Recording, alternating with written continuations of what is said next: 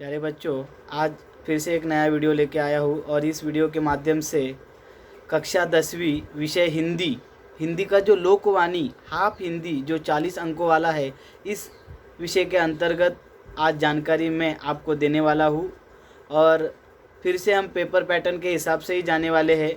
तो आज के इस वीडियो में हम दो विभागों की जानकारी लेने वाले हैं। बच्चों, फिर से मैं आपको बोल रहा हूँ कि आज का हिंदी जो है वो लोकवाणी है, हाफ हिंदी 40 अंकों का। तो विभाग एक की ओर हम मुड़ते हैं। विभाग एक जो गद्य विभाग है और उसको लगभग 12 अंक है। इसमें बच्चों आपको दो पठित पद्य गद्यांश आएंगे, मीन्स दो पैसेज आने वाले हैं और लगभग एक पैसेज को 6 अंक और दूसरे पैसेज को 6 अंक। तो पहले पठित गद्यांश की ओर हम मुड़ते हैं। प्रश्न एक में अ है। अ में 1, 2, 3 ऐसे 3 प्रकार के प्रश्न हैं। तो पहला प्रश्न कौन सा है ये देखते हैं बच्चों। आकलन कृति 2 अंकों के लिए। आकलन कृति में क्या रहता है बच्चों?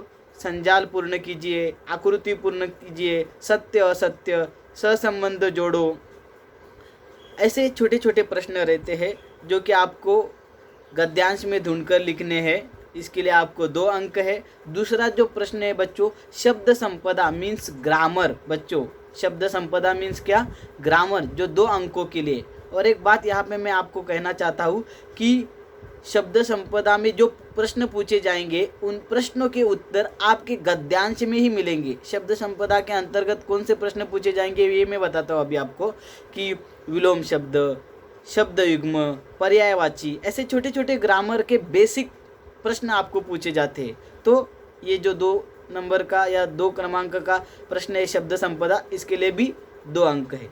तीसरा जो प्रश्न है बच्चों वो है अभिव्यक्ति का। मतलब आपको सेल्फ ओपिनियन के जैसा ये प्रश्न रहता है। मतलब आप अपने ख्यालात या अपने विचार इस प्रश्न के उत्तर में लिखना अपेक्षित है। तो ये हुआ पहला पठित गद्यांश जो 6 अंकों के लिए है। इसके अंदर लगभग 3 प्रश्न है। आकलन कृति 2 अंक, शब्द संपदा 2 अंक, अभिव्यक्ति मतलब सेल्फ ओपिनियन, इसके लिए 2 अंक। तो ऐसे एक में जो पठित पद्यांश है, गद्यांश है, इसके लिए 6 अंक। एक में आ का जो प्रश्न है बच्चों वो भी पठित गद्यांश है। मतलब अपने लेसन के रिलेटेड ही पैसेज आने वाला है। और पहले पैसेज में जैसे प्रश्न पूछे गए थे, मतलब ये आ में भी लगभग 3 ही प्रकार के प्रश्न है।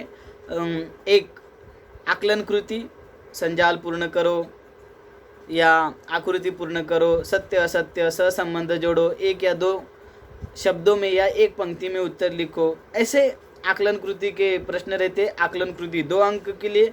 फिर शब्द संपदा 2 अंकों के लिए, मीन्स ग्रामर का जो प्रश्न रहता है ये।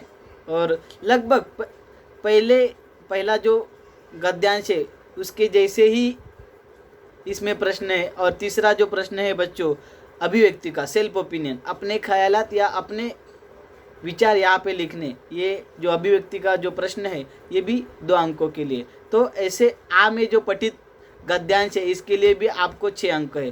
तो देखो बच्चों, विभाग 1 में आपको 2 पठित गद्यांश आने वाले हैं। पहले गद्यांश के लिए 6 अंक है, दूसरे गद्यांश के लिए 6 अंक है। देखो बच्चों, इसमें आकलन कृति 2 अंक, शब्द संपदा 2 अंक और अभिव्यक्ति 2 अंक। मैंने आपको बताया कि आकलन कृति में कौन से प्रश्न रहते हैं। छोटे छोटे बेसिक प्रश्न रहते हैं। शब्द संपदा मीन्स ग्रामर, जो बेसिक 5वीं कक्षा से 9वीं कक्षा तक के जो बेसिक ग्रामर के प्रकार रहते हैं उसके रिलेटेड ऐसे प्रश्न पूछे जाते हैं इसमें।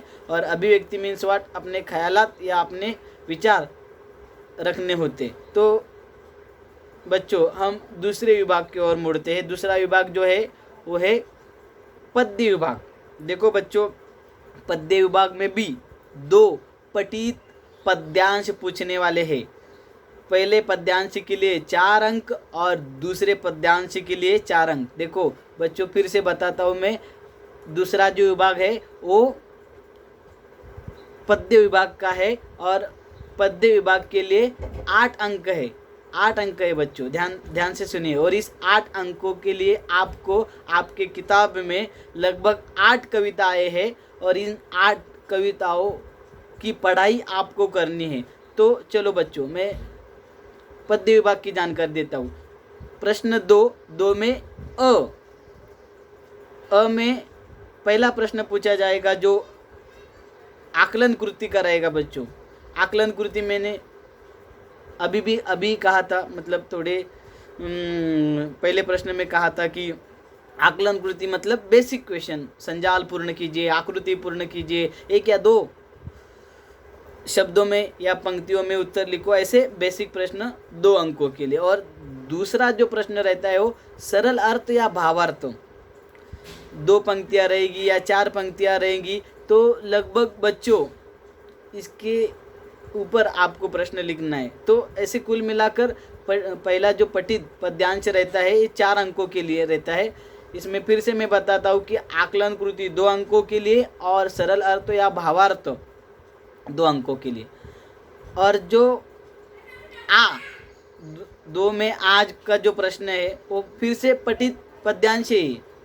मतलब पद्यांश में क्या आएगा, आपको एक पोएम आएगी, 8 या 10 पंक्तियाँ रहेगी या पूरी कविता रहेगी। मतलब मैं भूल गया कि पहला जो पठित पद्यांश रहता है, पद्यांश में क्या रहता है बच्चों, एक पूरी कविता रहेगी या कविता के 8 या 10 पंक्तियाँ रहेगी। तो दूसरा जो पठित पद्यांश है वो भी 4 अंकों के लिए, आकलन कृति 2 अंकों के लिए और सरल अर्थ या भावार्थ 2 अंकों के लिए। बच्चों आपको समझ में आया होगा कि आकलन कृति के प्रश्न कैसे होते हैं, सरल अर्थ या भावार्थ के प्रश्न कैसे होते हैं।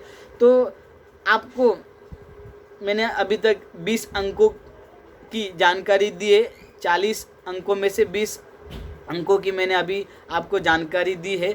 तो जब भी मैं नेक्स्ट वीडियो लेके आऊँगा लोकवाणी हिंदी का जो 40 अंकों का है, तो दूसरे वीडियो में मैं आपको जो भाषा अध्ययन और उपयोजित लेखन मतलब ग्रामर और राइटिंग स्किल के पेपर पैटर्न के बारे में मैं आपको जानकारी देने वाला हूँ। तो फिलहाल इस वीडियो के माध्यम से मैं इतनी जानकारी देता हूँ, अच्छे से समझ कर लीजिए और पढ़ाई करना चालू कीजिए।